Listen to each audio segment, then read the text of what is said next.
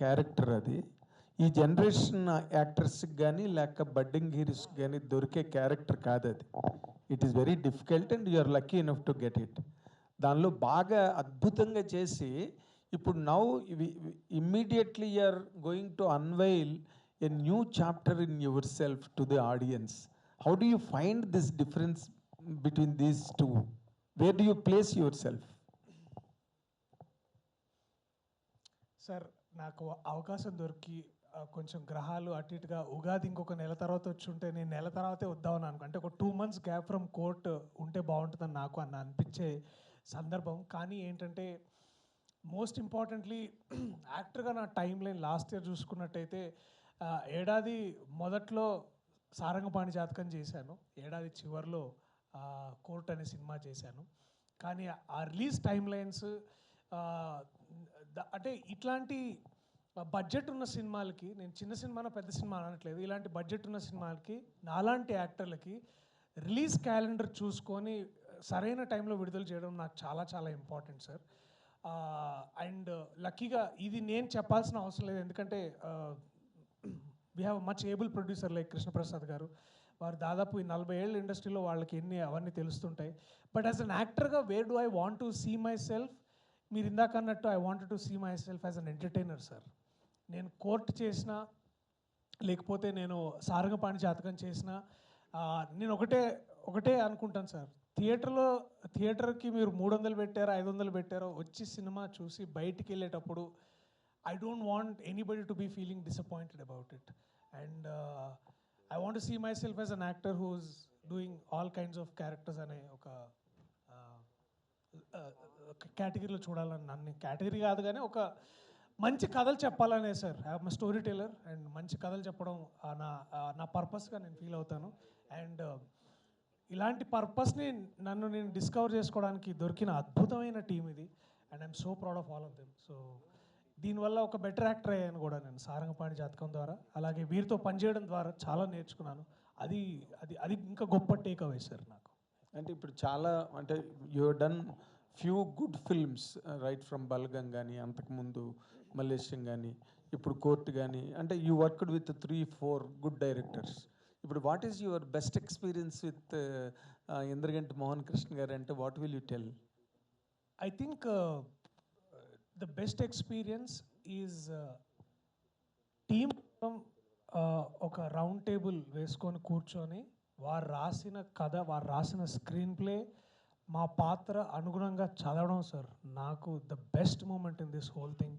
ఎందుకు అంటే నా కెరియర్లో నేను చేసిన ఫస్ట్ టైం ఇట్లాంటి ఒక ఎక్సర్సైజ్. అంటే అసలు ఏ పాత్ర ఎవరు చేస్తున్నారు, ఎవరి డైలాగ్ ఎలా ఉండబోతుంది, ఎవరు ఏం చేయబోతున్నారు అంటే సినిమాకి వెళ్ళడం అనేది ప్రతి సినిమాలో ఉన్న ప్రతి నటుడు, అంటే major department, for example PG Vinda గారు కూడా మాతో ఆ రోజు రీడింగ్లో ఉన్నారు. మా మ్యూజిక్ డైరెక్టర్ వివేక్ సాగర్ కానీ, లేకపోతే మా కో డైరెక్టర్ సురేష్ గారు కానివ్వండి, అట్లాగే మా మేనేజర్స్ కానివ్వండి, వీళ్ళందరూ రషీద్ కానీ, అంజీబాబు కానీ, వీళ్ళందరూ all of the team members including producer గారు కూడా కాస్త అంటే టేబుల్ మీద కాదు కొంచెం దూరంలో ఇదంతా. బట్ ఇవన్నీ ఏంటంటే all of that was the best moment అండి నా కెరియర్లో. ఇప్పుడు దాకా నేను ఎప్పుడు అట్లాంటి ఒక సిచ్యువేషన్ చూడలేదు. బహుశా ఇక్కడి నుంచి నేను చేయబోయే సినిమాల్లో అందరి ప్రొడ్యూసర్లని డైరెక్టర్ రిక్వెస్ట్ చేయాలి అదే అనుకుంటున్నాను. That and the second best moment is sir reactions before monitor. మనం ఎలా చేస్తున్నాం అంటే ఆయన చూస్తే కళ్ళల్లో ఆయన వెలుగుతుంది, ఆయన కళ్ళు వెలుగుతూ ఉంటాయి ఇట్లా. సో ఇట్ ఈస్ లైక్ అంటే విందా గారు తర్వాత మోహన్ గారు కూర్చొని చూస్తుంటారు. So see them their reactions అక్కడ, that is the second best moment.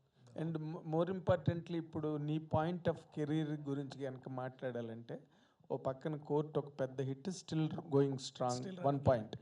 The second important point, Telugu సినిమాల్లోనే ఒక path breaking film, the legendary director Sangeetham Srinivasarao డైరెక్షన్లో శ్రీదేవి మూవీస్ బ్యానర్ మీద కృష్ణప్రసాద్ గారు చేసిన అత్యద్భుతమైన కళాఖండం ఆదిత్య 369 ఇంకో పక్కన రిలీజ్ అవుతుంది. అదే బ్యానర్ మీద నువ్వు కూడా హీరోగా నీ సినిమా కూడా ముందుకెళ్తుంది. అసలు ఈ కాంబినేషన్స్ని ఎట్లాగా, how do you receive it, how do you describe it rather? Sir ఒక్కోసారి నన్ను నేనే ఇట్లా గిచ్చుకొని అబ్బా ఇది నిజంగానే జరుగుతుందా అంటే, ఐ రిమెంబర్ ఫస్ట్ డే ఈ సినిమా అంటే ఫస్ట్ ఎప్పుడైతే పోస్టర్ వచ్చిందో, ఆ, నాకు సాధారణంగా ఇంతకుముందు ఎప్పుడు లేదు సార్. అంటే ఒక లీడ్ యాక్టర్ది, అంటే ఇంతకుముందు లీడ్ యాక్టర్ కానప్పుడు ఏంటంటే బర్త్డే వచ్చినప్పుడు నాది ఎవరొకరు ఇట్లా హ్యాపీ బర్త్డే అని పెడతారు. ఒక పోస్టర్ వచ్చింది నా బర్త్డే రోజు. ఆ రోజు మేము షూట్ చేస్తున్నాము. మోహన్ కృష్ణ ఇంద్రగంటి, సారంగపాణి జాతకం, శివలింక కృష్ణ ప్రసాద్. నేను కాసేపు అదే ఇట్లా చూసుకుంటా, ఇది నిజంగానే జరుగుతుంది. It's like that surreal moment అంటారు. అంటే అది దానికి మించిన ఫీలింగ్ నేను ఇంకా ఎక్స్పీరియన్స్ చేయలేదేమో అన్నంత గొప్పగా అనిపించింది. అండ్ ఇప్పుడు కూడా నాకు అర్థం కాదు ఏంటంటే, నమ్మబుద్ధి కాదు, అర్థం కాదు. కానీ మన సంగీతం శ్రీనివాసరావు గారు, తర్వాత కమల్ హాసన్ గారు, వీళ్ళందరూ కూర్చొని సినిమా గురించి మాట్లాడుతున్నారు. మన ఒక వీడియో మీరు చూసుంటారు, యూట్యూబ్లో చాలామంది చూసుంటారు, పుష్పక్ దాని గురించి. ఆ వ్యక్తికి 94 years, సంగీతం శ్రీనివాసరావు గారికి వీరికి ఫోన్ చేసి, కృష్ణ మనం ఏదైనా సినిమా చేస్తే ఎలా ఉంటుంది, నేను ఎంత రెమ్యూనరేషన్ అడగచ్చు నేను అని ఆయన ఇప్పుడు ఫోన్ చేసి వీరిని అడుగుతున్నారు అనమాట. ఇది జరిగిందండి ఒక 2 months క్రితం. నేను ఎంత రెమ్యూనరేషన్ అడగచ్చు, నాకు కొత్త సినిమా ఒకటి అనుకుంటున్నాను అని వీరిని సలహా అడుగుతున్నారు అనమాట. ఆయన ఒక అంటే సేమ్ పరిస్థితి ఇప్పుడు రామ్ జగదీష్ ఉన్నాడు కదా, కోర్ట్ సినిమా డైరెక్టర్. ఆయన నన్ను అడుగుతున్నాడు ఎంత అడగచ్చు అన్న మనం బేసికలీ నెక్స్ట్ సినిమా కానీ. అంటే ఒక 28 ఏళ్ల డైరెక్టరు, ఒక 93 ఏళ్ల డైరెక్టర్ గారు. అంటే వీళ్ళు చూడండి వాళ్ళ అంటే the urge to make films, the urge to seem relevant. And అదే ఇది అంతా it's all feels like a dream అండి. మనం ఏదో పొద్దున్న లేచి అబ్బా ఇలా జరిగితే నిజంగా ఎంత బాగుంటుందని ఒక డ్రీమ్ నిజంగా నేను లివ్ చేయడం అనేది ఇట్ ఈస్ ట్రూలీ మాటల్లో చెప్పలేనంత లక్కీ నేను ఈ క్షణం. అదే శ్రీదేవి మూవీస్ పతాకంపై ఓ పక్కన బాలకృష్ణ కథానాయకుడికి, ఇంకో పక్కన ప్రియదర్శి కథానాయకుడిగా 2 సినిమాలు ఒకేసారి. ట్రూలీ ఫార్చునేట్ అండి ఆ విషయంలో. నేను ఇంకా అది మాటలు చెప్పలేనంత గొప్ప విషయం సార్ అది నిజంగా. అది ఎందుకంటే India's one of the greatest film maker సంగీతం శ్రీనివాసరావు గారు. అండ్ ఆదిత్య 369 మీరు అన్నట్టు ఒక కళాఖండం అది ఇప్పుడు కూడా దాని ఇన్స్పిరేషన్ మళ్ళీ మేము అందరం చేయడం, ఒకే ఒక్క జీవితం లాంటి ఒక కథ చేయడం మీరు చూసుంటారు. నేను, శర్వా అన్న, తర్వాత కిషోర్ అన్న. So it all feels like ఒక ఏమంటారంటే ఒక set of great people are handing over the baton. అంటే అది బ్యాటన్ రేస్ ఉంటుంది కదా, మన రిలే రేస్ అంటారు కదా. ఆ రిలే రేస్లో అందరూ ముందుకు ఉరుకుతూ ఆ గ్రేట్నెస్ని శ్రీదేవి మూవీస్ ద్వారా మాకు ఇచ్చారు. సో ఆ గ్రేట్నెస్ని ముందుకు నడిపిస్తున్న వ్యక్తి ఇంద్రగంటి మోహన్ కృష్ణ గారు. సో వారి ద్వారా మేమందరం ముందుకు నడుస్తున్నాం. That is the greatest moment. Good. ఇప్పుడు సేమ్ ప్యాటర్న్ మీకు కూడా అప్లై అవుతుంది మోహన్ కృష్ణ గారు. ఓ పక్కన పెద్ద హిట్ కొట్టిన హీరో మీ సినిమా, అండ్ ఇంకా మీ వెనకాతల సంగీతం శ్రీనివాసరావు సినిమా, ఆయన ప్యాటర్న్. అసలు మీ ప్లేస్మెంట్ ఎలా ఉందనిపిస్తుంది? ఒక హిట్ తర్వాత మీ సినిమా వెళ్తున్నది ఈ హీరోతో. చాలా sorry to cut you sir. ఈ సినిమా కోర్ట్ సినిమా రాకముందే ఒక 1.5 year ముందే నన్ను పిలిచి నాకు కథ చెప్పి నాకు చేశారు. This hit is just an advantage sir. ఆ కోర్ట్ సినిమా దీని తర్వాత వచ్చినా కూడా వారు చూపించిన అభిమానం కానీ, వారు చూపించిన నమ్మకం కానీ నిజంగా remarkable. Just wanted to add it sir before saying all of this. This is a paradoxical question rather, because ఆయన ముందు అసలు కోర్టు కన్నా ఈ సినిమా ముందు రిలీజ్ అవ్వాలి, మా అందరికీ మీడియా అందరికీ తెలిసిన విషయం అది. ఆ సందర్భంగా నేను వాళ్ళిద్దరిని ఇంటర్వ్యూలు కూడా చేయడం జరిగింది. But cinema was postponed during his personal reasons and which are business also. కానీ బట్ ఆయన ఇప్పుడు బ్రహ్మాండంగా కోర్టు లాయర్గా చూసి బ్రహ్మాండంగా ఆడుతున్న సినిమా ఇమీడియట్గా మీది వెళ్ళేది ఎంటర్టైనర్ ఎలా రిసీవ్ చేసుకుంటారు సార్ మీ సినిమాని? దర్శి ముందర నుంచి కొంతమంది యాక్టర్లు సక్సెస్ని మీద బిల్డ్ చేసుకుంటూ వెళ్తారండి. నా దృష్టిలో దర్శి లాంటి నటుడు వైవిధ్యభరితమైన నటన చేయగలిగే వాళ్ళు, వాళ్ళ అభినయం, వాళ్ళ నటనా పటిమతోనే ముందుకెళ్తారు. అలాంటి నటుడు దర్శికి జయాపజయాలు అనేవి నా దృష్టిలో భవిష్యత్తులో కూడా అవి పెద్ద రెలవెంట్గా ఉండవు. అతను ఎప్పుడు అపజయం పాలు కాడు నాకు అనిపిస్తుంటుంది నటుడు కింద. సో అలాంటి తను చెప్పింది కూడా ఏంటంటే, ఇది యాక్చువల్లీ మేము ఎప్పుడో స్టార్ట్ చేసి డిసెంబర్కే మా సినిమా అయిపోయింది. అండ్ ఆ తర్వాత నాకు కోర్టు గురించి నేను అడపదడప వింటూ ఉన్నాను. నాకెందుకో I was very confident that film is going to do very well. ఎందుకంటే నాని నాకు గుర్తుంటే చాలా రోజుల క్రితం వేరే ఏదో ఫంక్షన్లో ఆ అబ్బాయిని పరిచయం చేశాడు, రామ్ జగదీష్ని పరిచయం చేసి, ఈ కుర్రాడు గురించి మీరు చాలామంది మాట్లాడుకుంటారు మా సినిమా వచ్చిన తర్వాత అని చెప్పాడు. తర్వాత నాని డార్లింగ్ ప్రమోషన్ అనమాట. తర్వాత నాని నాకు పర్సనల్గా ఫోన్ చేసి, సార్ నన్ను పిలిచినప్పుడు ప్రీమియర్ సార్, జనరల్గా నాని అలా అంత బలంగా ఎప్పుడైనా ఇన్వైట్ చేస్తే తప్పకుండా రండి సార్ అలా ఉంటుంది. సార్ నేను ఈ సినిమా చూసాను, నిజంగా చాలా బాగుంది, మీరు తప్పకుండా రండి, you will like it, particularly మీకు నచ్చుతుందని చెప్పాడు. సో నాకు ముందు నుంచి ఆ సినిమా ఎప్పుడు మనకు సంబంధించిన నటుడు మన సినిమాలో చేస్తున్న నటుడు ఒక విజయాన్ని అందుకున్నాడు. ముఖ్యంగా ఒక మంచి సినిమాలో, ఒక అర్థవంతమైన సినిమాలో, ఒక ప్యాషనేట్గా రకరకాల మార్గాల్ని ఎంచుకోకుండా విభిన్నంగా చేసి విజయం సంపాదించిన సినిమాల్లో చాలా పెద్ద విజయంలో భాగమయ్యాడు అని అంటే అది ఆర్థికంగా నిర్మాతకి ఎలాగో ఉపయోగపడుతుంది, కానీ ఒక దర్శకుడిగా నాకు చాలా ఆనందం కలుగుతుంది. అది నేను ముఖ్యంగా మంచి నటుడికి ఎప్పుడు కమర్షియల్ సక్సెస్ వచ్చినప్పుడు ఆనందం వేరండి. ఎందుకంటే కమర్షియల్గా చేసే కొంతమంది యాక్టర్స్కి కమర్షియల్ సక్సెస్ వస్తూ ఉంటుంది, బట్ మంచి నటులు, వైవిధ్యమైన భరితమైన పాత్రలు తీసుకోగలిగే వాళ్ళు, రిస్కులు తీసుకునే నటులకి కమర్షియల్ సక్సెస్ రావడం నా దృష్టిలో తెలుగు సినిమా బాగుండాలంటే చాలా ముఖ్యం. అందుకని ఆ పాయింట్ ఆఫ్ వ్యూలో నుంచి నేను చాలా వ్యక్తిగతంగా దర్శి పట్ల నేను చాలా గర్వపడుతున్నాను. అంత మంచి సినిమా ఆ టైంలో మీరు అన్నట్టు ఇందాక అలాంటి పాత్రలు తొందరగా రావు, వచ్చినప్పుడు మెప్పించలేకపోతారు కూడా, ఒక్కప్పుడు మెప్పించగలగడం, దాని ద్వారా కమర్షియల్ సక్సెస్ రావడం. ఇంకా ఆనందం కలిగించే విషయం ఏంటంటే అది ఆర్థికంగా అది చాలా ఈ సినిమాకి ఒక రోడ్డు వేయడం అనేది జరుగుతుంది ఒక మంచి సినిమా వచ్చినప్పుడు. దానికంటే ముఖ్యంగా నిజంగా దర్శి ఎంత వైవిధ్యభరితమైన నటుడు, నిజంగా ఎంత కొత్తగా చేయగలడు. ఒక ఉదాత్తమైన గంభీరమైన పాత్ర కోర్టు లాంటి సినిమాలో. అందుకనే నేను న్యాయ ప్రియదర్శి నుంచి హాస్య ప్రియదర్శికి వస్తాడని అన్నది అందుకే. ఎందుకంటే న్యాయాన్ని ప్రేమించి న్యాయం కోసం పోరాడే ఒక పాత్ర చేసి పూర్తిగా విభిన్నమైన పాత్ర, ఒక వల్నరబుల్, ఒక బంబ్లింగ్, అంటే ఏమంటారంటే తడబాటు పడుతూ ఏది సరిగ్గా నిర్ణయం తీసుకోలేక విపరీత నమ్మకంలో పడి కొట్టుమిట్టాడి, తన ప్రేమకి తన నమ్మకానికి మధ్యలో పడి కొట్టుమిట్టాడి, తప్పులు తడకలుగా తెలియకుండా తప్పులు చేసేస్తూ తన జీవితానికి అర్థం వెతుక్కోవడానికి ప్రయత్నించే ఒక గందరగోళపు మనందరం చాలా ఇష్టపడే గందరగోళపు మనిషి అతను. అలాంటి ఒక పాత్ర సాధారణంగా జరగదు. అష్టాచమ్మా తీసేటప్పుడు నాకు బిగ్గెస్ట్ వరీ ఏంటంటే, ఏంటి అమ్మాయి సిల్లీ ఉమెన్, పిచ్చా అమ్మాయికి అని అనుకుంటే సినిమా లేదు. ఆ అమ్మాయి వెర్రిని, ఆ అమ్మాయి పిచ్చిని మనం కూడా ప్రేమించగలగాలి, ఇష్టపడగలగాలి. దాంతో ఎంపతి ఉండాలి మనకి. అలాంటి ఎంపతిని దర్శి తన పర్ఫార్మెన్స్ ద్వారా క్రియేట్ చేశాడు. అందుకని నాకు ఎప్పుడు విభిన్నమైన పాత్రలు చేసేవాళ్ళు అంటే చాలా ఇష్టం. అంటే ఒక మూసలో వెళ్ళిపోకుండా ఒక సినిమాకి ఇంకో సినిమా పూర్తిగా పోలిక ఉండకూడదు. అలాంటి పోలిక లేకుండా ఎంత కొత్తగా ప్రతి పాత్రని తనలోకి ఆకలింపు చేసుకుని చేయగలడు అనే దానికి సారంగపాణి జాతకం చాలా పెద్ద ఎగ్జాంపుల్ అవుతుంది. ఇది కేవలం నేను దర్శి గురించి చెప్పట్లేదు, Darshi should be role model to young actors నా దృష్టిలో. ఎందుకంటే ఇప్పుడు భవిష్యత్తులో నటులు అయ్యే వాళ్ళకి నేను చెప్పే సలహా ఏంటంటే, మీరు మీ కెరియర్ బిగినింగ్లోనే విభిన్నమైన పాత్రలు చేస్తేనే తర్వాత కూడా యాక్సెప్ట్ చేస్తారు. కొంతమంది కెరియర్లో 50% కమర్షియల్ సినిమాలు చేసి సడన్గా ఒక అనుభూతిపూర్వకమైన సినిమా చేస్తే చూడరు. మా ఆడియన్స్ అలవాటైపోయి ఉంటారు. ఏంటండి మీరు ఇలా చేశారు, మీరు చచ్చిపోవడం మాకు నచ్చలేదండి, మీకు హీరోయిన్ దొరకడం మాకు నచ్చలేదండి అంటుంటారు. పాపం అది వాళ్ళ తప్పు కూడా కాదు. కానీ ముందర నుంచి విభిన్న పాత్రలు చేయడం వలన దర్శకి ఈ సినిమా ఒక కలికి తురాయి అంటారు చూడండి, మనం ఫెదర్ ఇన్ హిస్ క్యాప్ అవ్వాలని అవుతుందని నేను నమ్ముతున్నాను.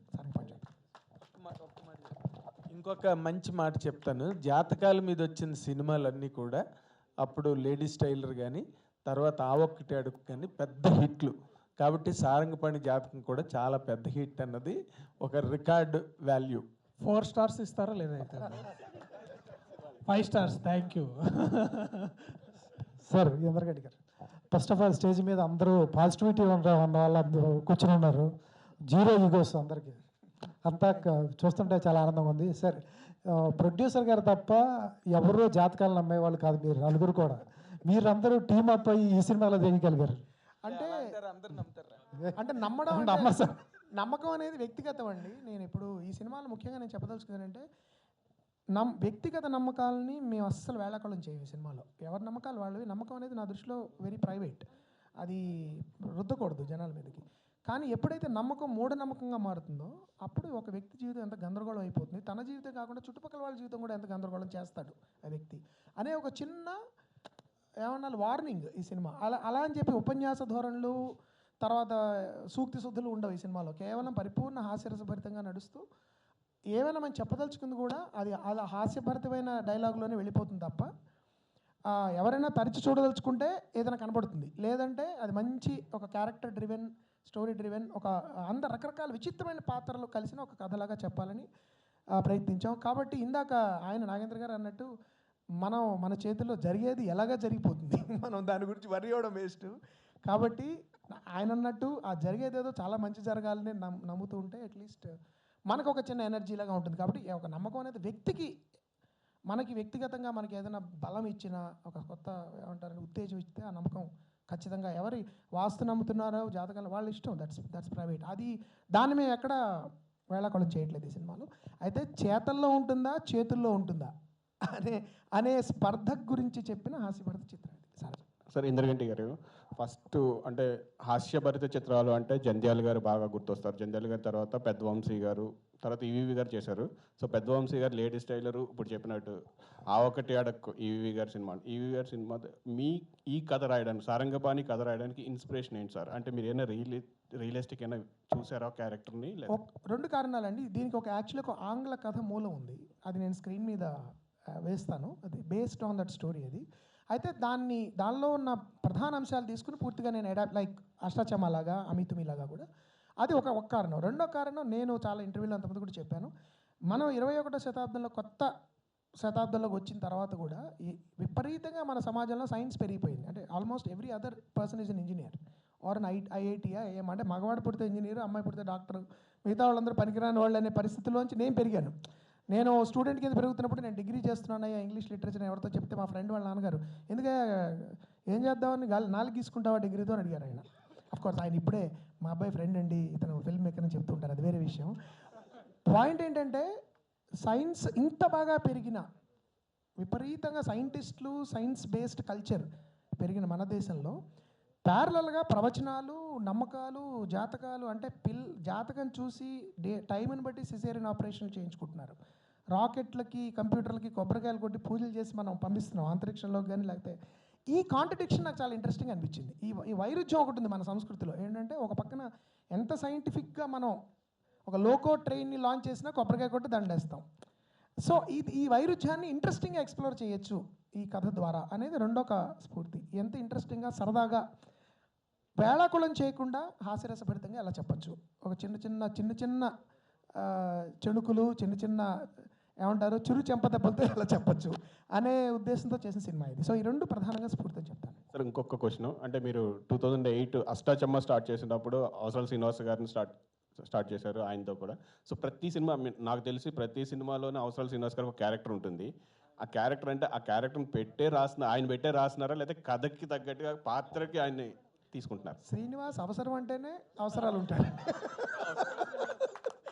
అయితే నాకు శ్రీని అంటే వ్యక్తిగా కూడా చాలా ఇష్టం. ఇద్దరం వి షేర్ లాట్ ఆఫ్ మా ఇద్దరు టేస్ట్లు, అభిరుచులు, తర్వాత మాకు నచ్చే పుస్తకాలు, లేకపోతే సంగీతం, రకరకాల మాకు చాలా అభిరుచుల్లో అనుకోకుండా చాలా సారూప్యాలు ఉన్నాయి. అయితే ఏదైనా పాత్ర అనుకున్నప్పుడు నేను జనరల్గా యాక్టర్లు అనుకుని రాయను ఇప్పుడు, ఎందుకంటే అదొక ప్రాబ్లము. ఆ యాక్టర్ అవైలబుల్గా ఉండకపోవచ్చు, ఆ యాక్టర్కి నచ్చకపోవచ్చు ఆ పాత్ర. అందుకని రాసిన తర్వాత మాత్రం ఏదో విధంగా శ్రీని ఎక్కడి నుంచో అలా లోపల అంటే ఇది శ్రీనియే చేయాలి ఇది అని అనిపించగానే వెంటనే నేను ఫోన్ చేస్తాను అడగడము. చిన్న పాత్ర అయినా పాపం అప్పుడప్పుడు నేను బాధ కూడా పడుతూ ఉంటాను. చిన్న పాత్రలు కూడా తను వచ్చేసి లేదు సార్ భలేవారే అని చెప్పి వచ్చి చేసేస్తాడు. ఈ సినిమాలో ముఖ్యంగా నేను చాలా ఇష్టపడ్డ కష్టతరమైన పాత్ర అండ్ కొత్త రకమైన పాత్ర మళ్ళీ శ్రీనియే చేయడం జరిగింది. శ్రీని రచయిత కూడా అవడం వలన మంచి అంటే డైలాగ్ చెప్తున్నప్పుడు దానికి చిన్న తోకలు తగిలిస్తాడు తను. అది నాకు కూడా ఒకప్పుడు తెలియదు, ఆల్మోస్ట్ కెమెరా రోల్ అయినప్పుడు జరిగిపోతుంది అది. అలాంటి అందమైన తోక చొక్కలు శ్రీనివాస్ దగ్గర దొరుకుతుంటాయి. అండ్ నటుడి కింద డిసిప్లిన్ కానీ, లేకపోతే the Joy of being on the set with Srinivas అవసరాల, అతనితో పనిచేసిన వాళ్ళందరూ నేనే కాదు చెప్తారు. సో అందుకని శ్రీని చెప్పినట్టు చాలా అవసరం ఉన్నప్పుడల్లా శ్రీని గుర్తొస్తుంటాడు. కాబట్టి Srinivas Avasarala is an integral part of my creative world. Srini గారు క్వశ్చన్ మీకండి. సో ఇంద్రగంటి గారు వెండితెరకు మిమ్మల్ని పరిచయం చేశారు, అప్పటి నుంచి ప్రతి సినిమాలో చేస్తున్నారు క్యారెక్టర్. ఆయన మీకు రెమ్యులేషన్ ఇస్తున్నారా, లేదంటే మీరు గ్రాటిట్యూడ్గానే పనిచేస్తున్నారా? హార్డ్ కోర్గా అంటే మీ డైరెక్షన్ కూడా ఆఫ్ చేసి ఆయన సినిమాల్లో చేస్తుంటారు? లక్కీగా ఆయన ప్రొడ్యూసర్ డైరెక్టర్ కాదు కాబట్టి ఇప్పటిదాకా సమస్య రాలేదండి. ఆయన ఎప్పుడైనా రైటర్ ప్రొడ్యూసర్ అయినప్పుడు మాత్రం ముందు డబ్బులు మాట్లాడిన తర్వాత పాత్ర మాట్లాడుకుందామని అడుగుతాను. Okay sir, all the best sir. Thank you so much. Roopa garu, Indraganti Mohan Krishna గారి సినిమాలు అంటేనే లేడీస్ క్యారెక్టర్ చాలా పవర్ఫుల్గా ఉంటాయి, ఇండివిజువల్గా ఉంటాయి. మీ క్యారెక్టర్ ఇందులో ఎలా ఉండిపోతుందండి? యా, నేను చాలాసార్లు ఇంద్రగంటి సార్తో కూడా అంటాను, నాకు పర్సనలీ ఆయన ఫిలిమ్స్ చాలా ఎంటర్టైనింగ్గా నచ్చుతాయి. ప్లస్ ఇంకా ఎక్కువగా నచ్చడానికి రీజన్ ఏంటంటే ఆయన సినిమాలో హీరోయిన్ పాత్రలు చాలా ఇంటెలిజెంట్ ఉంటారు. వాళ్ళకంటూ ఒక మనస్తత్వం ఉంటుంది. ఆత్మాభిమానం ఉన్న ఆడపిల్ల క్యారెక్టర్స్ ఎక్కువగా ఉంటుంటాయి. So it's not like they don't do some cute stuff around to impress someone, but yeah, they are cute indeed, but still yeah, they are intelligent. And అలాంటి ఒక ఆత్మాభిమానం ఉన్న అమ్మాయి, అంటే చాలా కెరియర్ ఫోకస్డ్ ఉన్న ఒక ఆడపిల్ల మైథిలి నా క్యారెక్టర్ పేరు ఈ సినిమాలో. So it's not only like a glamour doll kind of role, అంటే హీరోయిన్స్ అంటే అట్లా ఎక్స్పెక్ట్ చేస్తాం కదా, but it's Maithili is like so much career oriented. తన ఫ్యామిలీ కోసం, తన నమ్మిన విలువల కోసం ఎంత దూరమైనా వెళ్ళే ఒక ఆడపిల్ల. సో ఇలాంటి ఒక బ్యూటిఫుల్లీ రిటర్న్ క్యారెక్టర్స్ రావడం అనేది చాలా అరుదు. సో అలాంటి ఒక పాత్రలో ఇంద్రగంటి సార్ నన్ను చూడడం అనేది నా అదృష్టం అని ఫీల్ అవుతాను. కానీ జాతకాలు నమ్మే హీరోని ఇంప్రెస్ చేయడం, ఆయనతో ప్రేమలో పడ్డం, అది ఎలా అనిపించింది? సారీ అండి. జాతకాలు నమ్మే హీరోని ఇంప్రెస్ చేయడం, ఆయనతో ప్రేమలో పడ్డం, అది ఎలా అనిపించింది?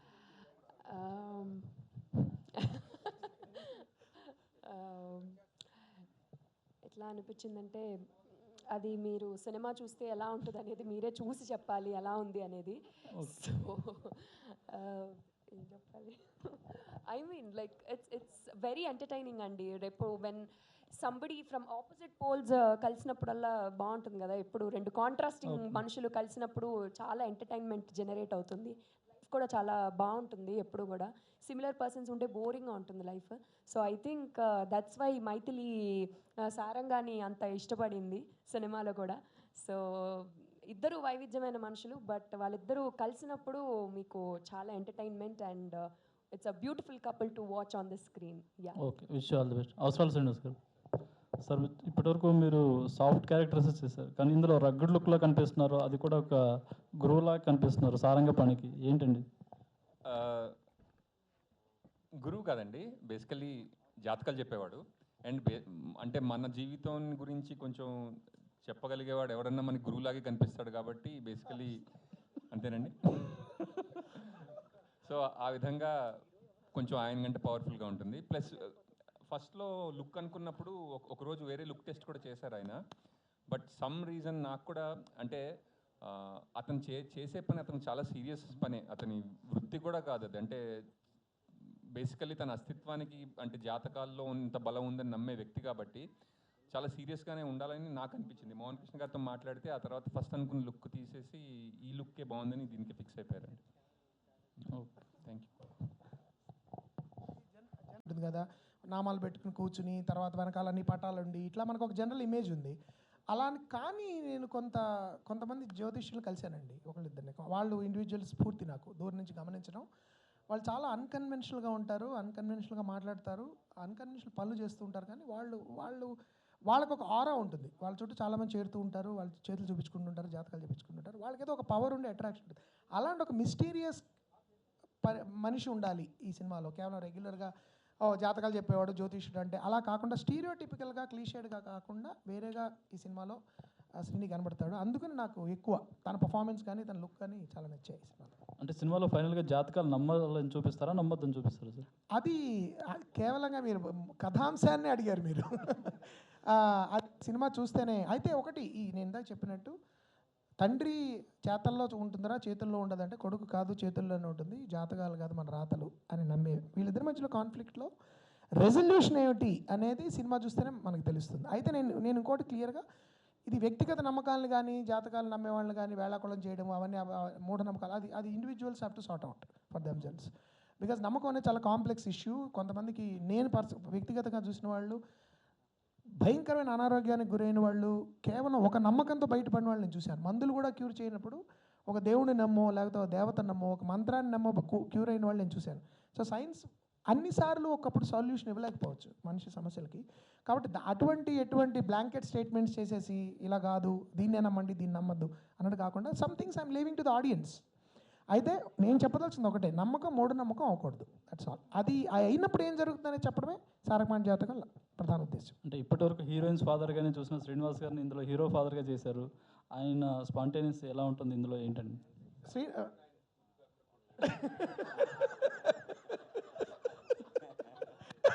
శ్రీనివాస్ గారు చాలా మంచి యాక్టర్ అండి. ఆయన నాకు ఎప్పటి నుంచో తెలిసిన విషయం ఈ మధ్య తెలిసింది.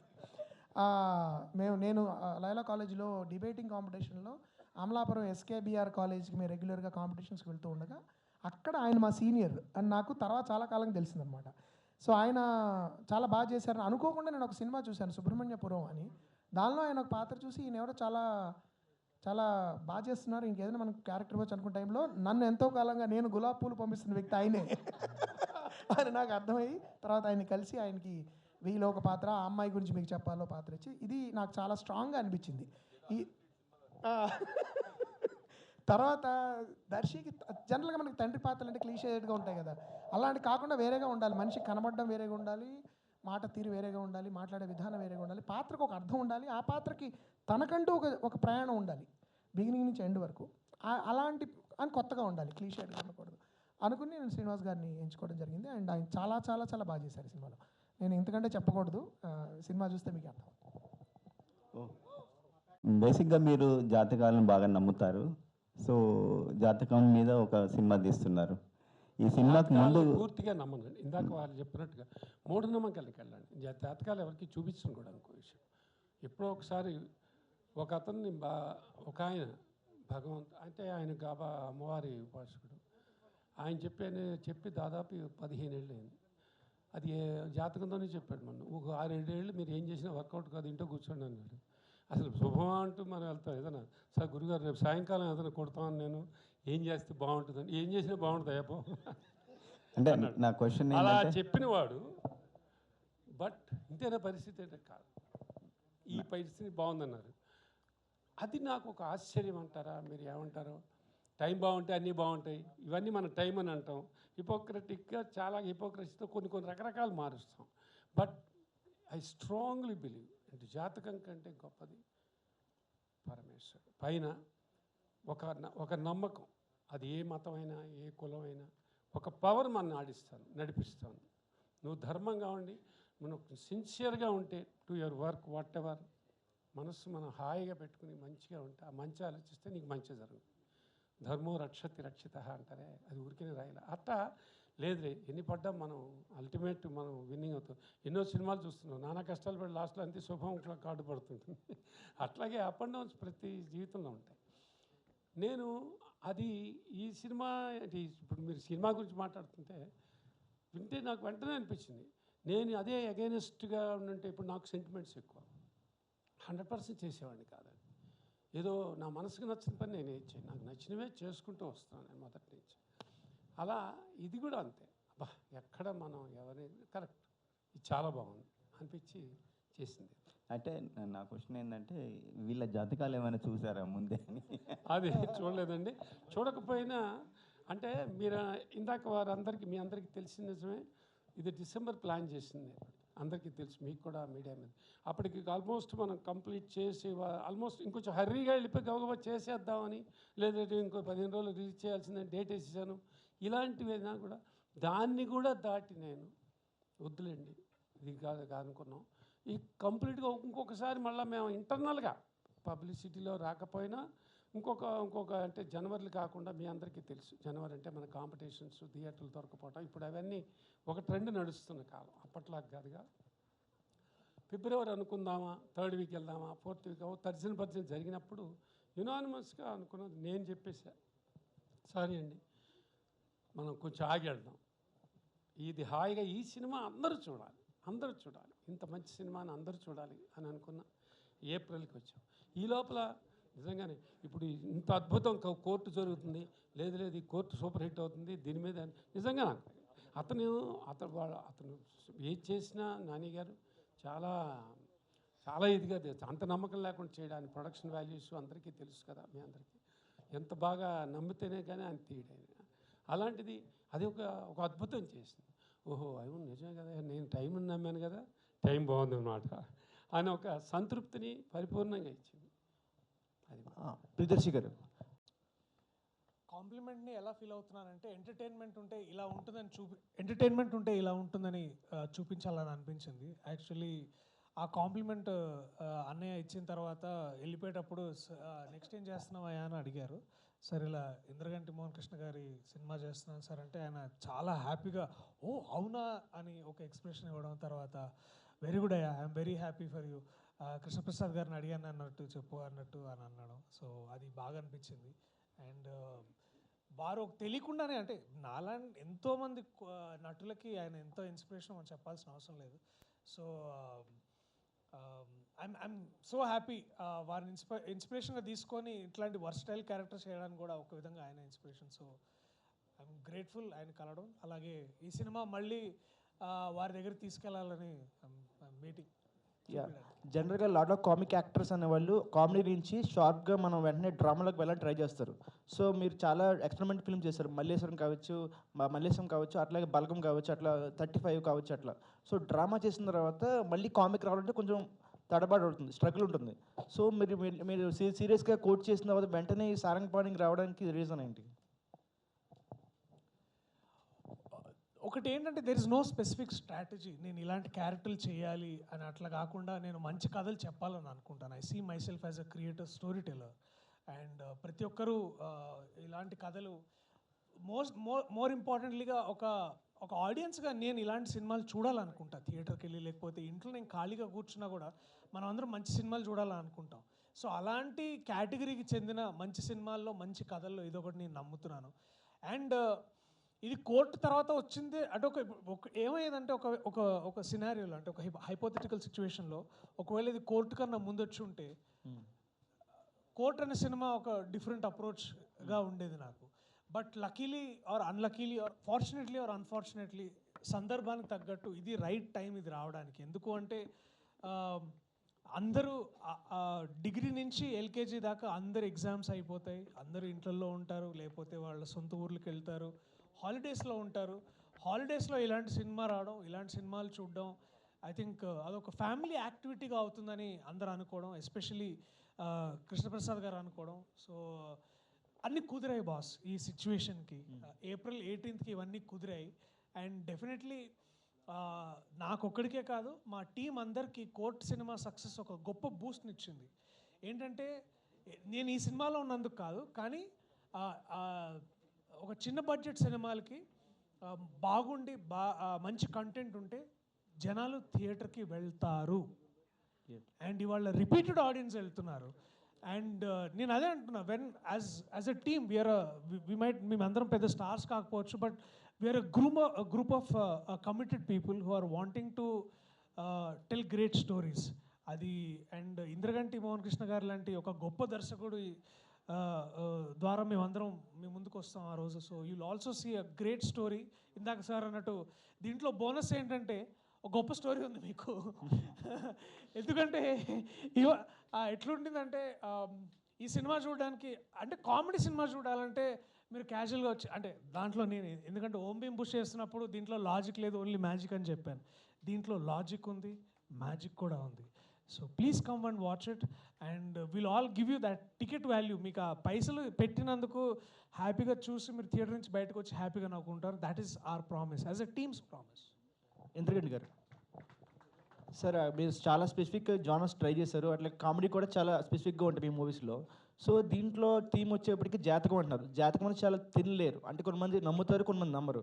సెన్సిటివ్ సబ్జెక్ట్ని కొంచెం అటు ఇటు బ్యాలెన్స్ అయినా సరే కొంచెం ప్రాబ్లమేటిక్ అవుతుంది. సో దాన్ని మీరు ఎలా చూపించారు సినిమాలో? నేను చెప్పినట్టేనండి, నమ్మకం అనే దాన్ని వేళాకళ్ళు చేయడం సినిమా ఉద్దేశం కాదు. నమ్మకం అనేది వ్యక్తిగతం, నేను ఇప్పటికీ నమ్ముతాను. అయితే నేను చెప్పినట్టు నమ్మకం ఒకప్పుడు వ్యక్తిగత నమ్మకం అనేది వేరే వాళ్ళ జీవితాన్ని చిన్నాభిన్నం చేసే మూఢనమ్మకం కింద మారినప్పుడు అది ఎలాగ తప్పు, ఆ హక్కు మన ఎవరికీ లేదు.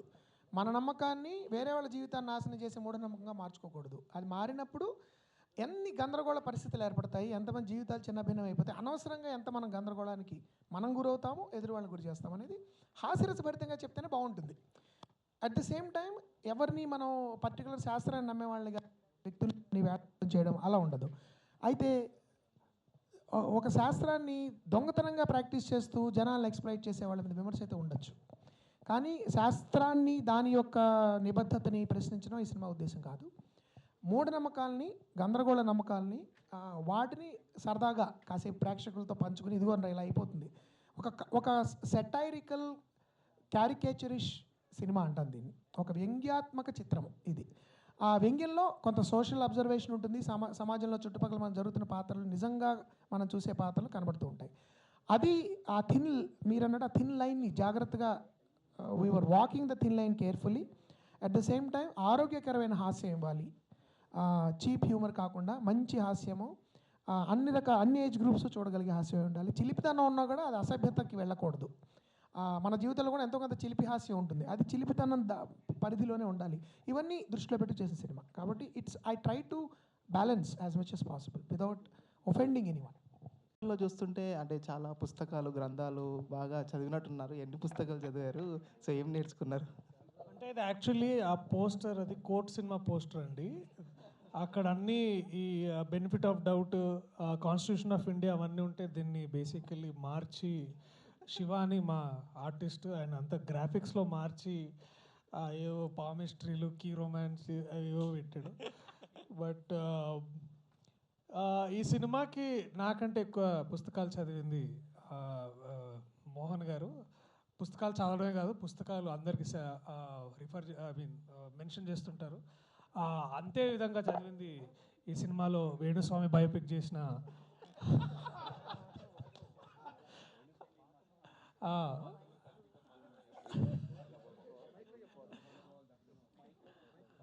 సో బేసిక్లీ ఆ పాత్ర చేసిన అవసరాల శ్రీనివాస్ అన్నయ్యకి, అలాగే వాళ్ళు బాగా చదివారు. వాళ్ళు చదివింది అలా అలా సెట్లో అలా విసిరేస్తుంటారనమాట, మీరు ఎత్తుకోవాలి రే నాలెడ్జ్ అని. సో అట్లా ఉండేది. పైగా డాక్టర్ రూపా గారు కూడా సో ప్రతిరోజు సెట్కి వెళ్ళిన తర్వాత ఇంతమంది మేధావుల మధ్యలో నేను నాలాంటి ఏదో ఎలా తిరుగుతున్నాడు రా అని చాలా ఫీల్ అయ్యేవాడిని. సో అలా జస్ట్ గ్రాఫిక్ చేంజ్ అంతే. దర్శి గారు, hi sir, this is Ravi from Friday poster. So మీరు యాక్చువల్గా అంటే బ్యాక్ టు బ్యాక్ 2 హిట్లు. మామూలుగా అయితే ఒక హీరోకి బిఫోర్ అండ్ ఆఫ్టర్ అని చెప్పడానికి చాలా టైం పడుతుంది. బట్ మీకు బిఫోర్ బలగం అండ్ ఆఫ్టర్ బలగం అంటున్నాం, before court and after court అంటున్నాం, అండ్ సారంగపాణి జాతకం అంటే ఎంటర్టైన్మెంట్ లెవెల్లో బిఫోర్ సారంగపాణి జాతకం, ఆఫ్టర్ సారంగపాణి జాతకం అనేలా ఉంటుందా? సక్సెస్ మీట్లో కలుద్దాం ఆ రోజు, మీరు ఏమంటారు? I want to hear from అది 20వ తారీఖు పెడదాం సక్సెస్ మీట్ అండ్ అని అనుకుంటున్నా. అంటే సార్ ముహూర్తాలు, జాతకాలు చూసి చెప్తారు మీకు అవన్నీ. సో అది చూసిన తర్వాత ఆ రోజు మనం సక్సెస్ మీట్లో కలవపోయినా బయట ఎక్కడ కలిసిన I want to hear from you. Because ఒకసారి మనకి ఏమవుతుందంటే ఈ రివ్యూ డెఫినెట్లీ అందరూ అబద్ధాలు చెప్పట్లేదు, నేను కూడా అన్ని రివ్యూస్ అవుతాను బేసిక్లీ నేను చేసిన సినిమాలకి ఎస్పెషల్లీ. సో ఏదన్నా ఏం మాట్లాడుతున్నారు అంటే చాలా ఇంపార్టెంట్, ఆర్ట్ని క్రిటిక్ చేయడం అనేది తెలుసు, అది పెద్ద స్టడీ, అది వేరే విషయం కాకపోయినా. బట్ ఏం రాస్తున్నారని మేము అందరం చదువుతాం కదా. మీరు ఫ్రైడే పోస్టర్లో వీడియో పెట్టినా లేకపోతే మీరు రాసినా కూడా నేను I will want to wait and read. Darshi garu, madam. Hi అండి, దిస్ ఈజ్ రాణి. దర్శి గారు ఒక సినిమాలో కనిపిస్తున్నారంటే ఖచ్చితంగా ఏదో ఒక కొత్త కాన్సెప్ట్తో రాబోతున్నారు అని అందరం అనుకుంటాం. టికెట్లు తొందరగా ఓపెన్ చేస్తాం, మీరు బుక్ చేసుకోండి. అలాగే Balagam, Mallesham, Court different concepts, different characters, ప్రతి ఒక్కరిని నవ్విస్తారు, ఏడిపించారు ఇప్పటి వరకు. అలాగే యాక్షన్ ఫిల్మ్స్లో చూడొచ్చా దర్శిని? మంగళవారం చూసారా? అలాంటిది ఇంకో చేయాలని ఉంది. మంగళవారం పార్ట్ 2 ఎప్పుడు వస్తుందని వెయిట్ చేస్తున్నా, వస్తే మళ్ళీ I will want to do action films.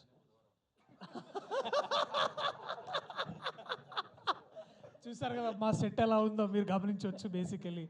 So మంగళవారం తర్వాత బుధవారం, శుక్రవారం ఏదైనా వస్తే ఖచ్చితంగా నేను చేయడానికి రెడీ. దాంట్లో డైరెక్టర్ సార్ 20 years నుంచి ఇండస్ట్రీలో ఉంటూ కూడా 2 yearsకి ఒక సినిమా చాలా సెలెక్టెడ్గా చేస్తూ వస్తున్నారు. So any reason for that? సాధారణంగా నేను రచన నేనే చేస్తానండి. లిటరల్గా తెల్లకాగితంతో ప్రారంభం అవుతుంది నేను రాసేది. కాబట్టి నాకు రచయిత ఒక టీమ్ ఆఫ్ రైటర్స్ ఉండడము, వాళ్ళు రాయడము, అలాగా నాకు అవసరం అంటే అవకాశం రాలేదు, నాకు పెద్దగా జెల్ అవ్వలేదు. కాబట్టి ఎప్పుడు ఒక రచన మీరు మొదలెట్టినప్పుడు తెల్లకాగితం మీద దానికోసం దాని వైపే చూస్తూ ఒక నెల గడిచిపోతుంది ఏం రాయాలి అని. కాబట్టి 6 నెలల నుంచి దాదాపు 8 నెలల వరకు ఒక స్క్రిప్ట్ రాయడము, దాన్ని రివైజ్ చేయడము, ఈ ప్రాసెస్ ఉంటుంది. తర్వాత కాస్టింగ్, తర్వాత నిర్మాత దొరకడము, నా కథలకి నాకు నచ్చిన నన్ను నమ్మే నిర్మాత దొరకడము, నా అభిరుచిని గౌరవించే నిర్మాత దొరకడం, ఇది కొంత టైం పడుతుంది. తర్వాత నటులు. అందుకని జనరల్గా ఎప్పుడు నాకు 2016, 17, 18 నేను చాలా ఫాస్ట్గా చేశాను. 16 జెంటిల్మన్, 17 అమితమి, 18 ఆ సమ్మోహనం. నా జీవితాల్లోనే ఫాస్టెస్ట్ మూవ్మెంట్ అది. బట్ తర్వాత కోవిడ్ రావడం దానివల్ల కూడా. బట్ జనరల్లీ ఒక ఏడాది అయితే రైటర్ డైరెక్టర్కి మినిమం 1 ఇయర్, అంటే మీ ఆర్ సీరియస్ రైటర్ అయితే మీరే మొత్తం మొదటి అక్షరం నుంచి చివరి అక్షరం వరకు రాసి దాన్ని మళ్ళీ ఇందాక దర్శించిన రీడింగ్ సెషన్స్ చేసి రిహార్స్ చేసి షూట్ చేయాలి అంటే it should take 1.5 year. That's నా దృష్టిలో న్యాచురల్ టైము. నా దృష్టిలో వీలైనంత వరకు జయాపజయాల అతీతంగా నమ్మిందే చేయాలి. ఇంకోటి ఏంటంటే ఎవరు నిరాహార దీక్షలు లేకపోతే ధర్నాలు చేయలేరు. మీ నెక్స్ట్ సినిమా ఎప్పుడని చేయరు కదా. మనం తీసేదేదో కాస్త వాళ్ళ టైంని, వాళ్ళ డబ్బుని వాళ్ళ గౌరవం ఇచ్చేలాగా, విలువ ఇచ్చేలాగా మ్యాక్సిమం ప్రయత్నించడంలో అప్పుడప్పుడు విఫలం అవ్వచ్చు. బట్ అట్లీస్ట్ నా వైపు నుంచి ఆ ప్రయత్నం ఉండాలి. కాబట్టి ఆ టైం తీసుకోవడం జరుగుతుంది. మంచి యాక్టర్ దొరకడము, మిగతా కూడా అనుకూలించడానికి టైం పడుతుంది. కాబట్టి దట్స్ ద రీజన్. నాకు యాక్చువల్లీ ఇంకా ఫాస్ట్గా చేయాలని ఉంది. కాబట్టి హోప్ఫుల్లీ ఇంకా కొన్ని కథలు కొంచెం తొందరగా రాయడానికి ప్రయత్నిస్తాను ఇఫ్ పాసిబుల్. ఒక చిన్న జోక్ అండి. ఒకసారి నేను పక్కనే ఉన్నాను, ఈయన జాతకం చెప్పించుకుంటున్నారు. జాతకం చెప్పించుకుంటూ డేట్ ఆఫ్ బర్త్ ఎప్పుడు అంటే 72 అన్నారు. అప్పుడు చెప్పే ఆయన 1972 సార్ 1872 అని అడిగాడు ఆయన. సార్ 1872 అయితే పాటు ఇంకో 2 సినిమాలు తీసుండేవాడు కదా. పర్ఫెక్ట్ టీమ్ అండి, ఒక పర్ఫెక్ట్ సక్సెస్కి all the very best. Thank you so much. Mohan Krishna garu, hi అండి. This is Sharath from Telugu అండి. ఆల్రెడీ మనం ఇంటర్వ్యూలో చాలా మాట్లాడుకున్నాం ఇంతకుముందు. అండ్ మీ ఫిలిమ్స్ పర్టికులర్లీ చూసుకుంటే లైక్ అష్టాచమ్మ నుంచి ఇప్పటి వరకు కూడా ఇప్పుడున్న ప్రజెంట్ జనరేషన్ వాళ్ళందరికీ కూడా యూ ఫిలిమ్స్ ఆర్ లైక్ ఒక మంచి ఎండలోంచి బయట నుంచి లోపలికి రాగానే ఒక చల్ల గాలి తోలుతుంది కదా, అలాంటి ఫిలిమ్స్ అనమాట మీవి. Thank you. సో వై అంటే ఒక్కొక్కసారి అంటే ఆ మూవీ పర్సెప్షన్ అంటే ఆ టైం వల్లనో లేదా చూసే ఆడియన్స్ వల్లనో ఒక్కొక్కసారి ఎందుకంటే మోహన్ కృష్ణ గారి ఫిల్మ్స్ కొంచెం ఎక్కడానికి కొంచెం టైం పడుతుంది జనరల్లీ, ఇది ఉన్న సేయింగే. అది ఎందుకు అనుకుంటున్నారు లైక్ ఆ పర్సెప్షన్ వలన? బట్ చాలా ఫిల్మ్స్ అమోహనం కానీ అమీతుమి కానీ అష్టాచమ్మ ఇప్పటికి చూసుకున్నా ఇట్స్ లైక్ రిపీట్ వాల్యూ ఎక్కువ ఉన్న ఫిల్మ్స్ మీ ఫిల్మ్స్ అన్ని.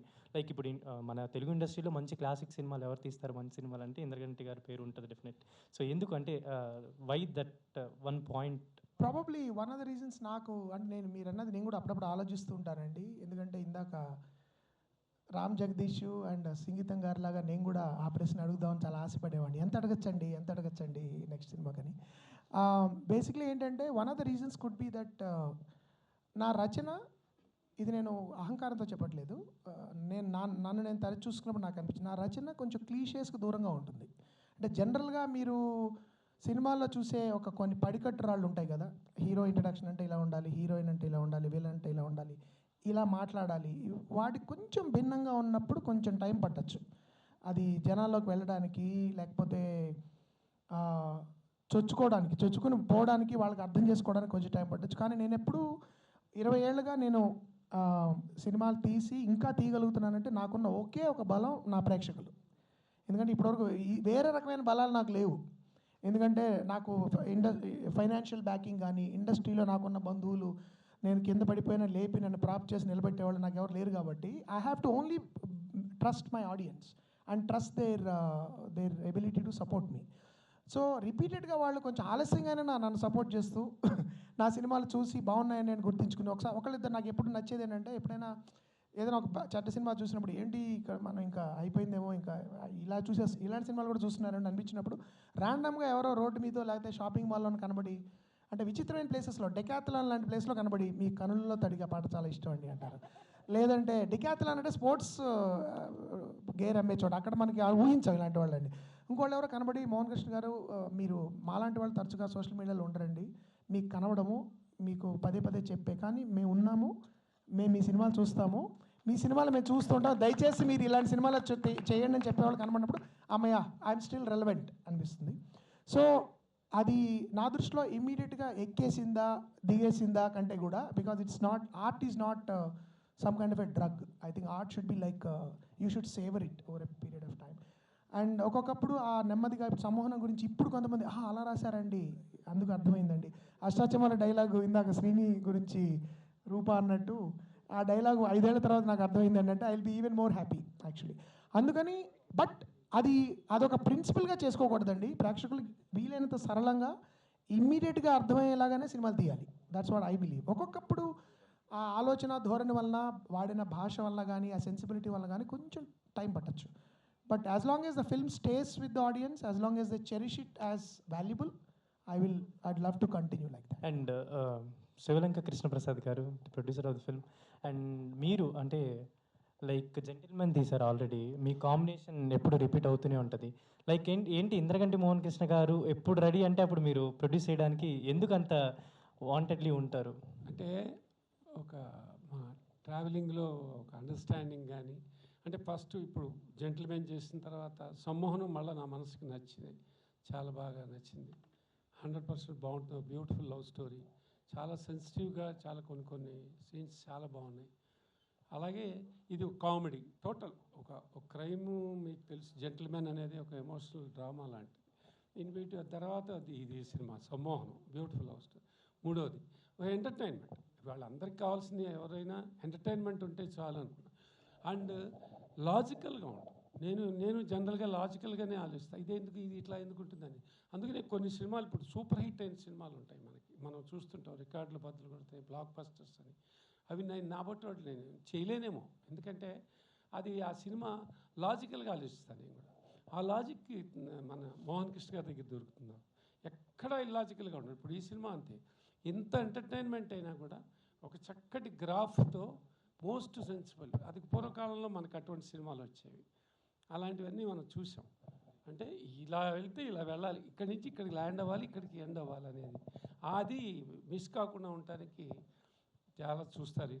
అది నాకు బాగా నచ్చింది. శ్రీదేవి మూవీస్ నుంచి ఇలాంటి మంచి మంచి సినిమాలు ఎప్పుడు చాలా మంచి సినిమా అవుతుందండి. Thank you sir. చెప్పాలి, కృష్ణప్రసాద్ గారు జెంటిల్మన్, సమ్మోహన్ 2 సినిమాలు రిలీజ్ అయిన తర్వాత వరకు చూడలేదు, ఎడిట్లో కూడా చూడలేదు, ఫైనల్ కాపీ కూడా చూడలేదు. నేను సెంటిమెంట్ ఏంటంటే నేను రిలీజ్ అయిన ఆదివారం చూస్తాను మోహన్ అనేవారు. ఆయన ఈ సినిమా కూడా ఏదో బలవంతం పెట్టి చూడండి అంటే ఒకసారి చూశారు, అది కూడా ఫైనల్ కట్ చూశారు, నో మ్యూజిక్ నథింగ్. మళ్ళీ నేను థియేటర్లో చూస్తాను, ఇప్పటివరకు ఆయన సినిమా చూడలేదు యాక్చువల్లీ. సో ఆ నమ్మకం కూడా ఒక్కొక్కప్పుడు ఏంటంటే ఒక నమ్మకం, నువ్వు బాధిస్తావు. నేను ఆయన దగ్గర రావడానికి కూడా కారణం ఏంటంటే ఈ కథను ఫస్ట్ ఆఫ్ ఆల్ కథను నమ్ముతారు, 2 ఇంటర్ఫీర్ అవ్వరు.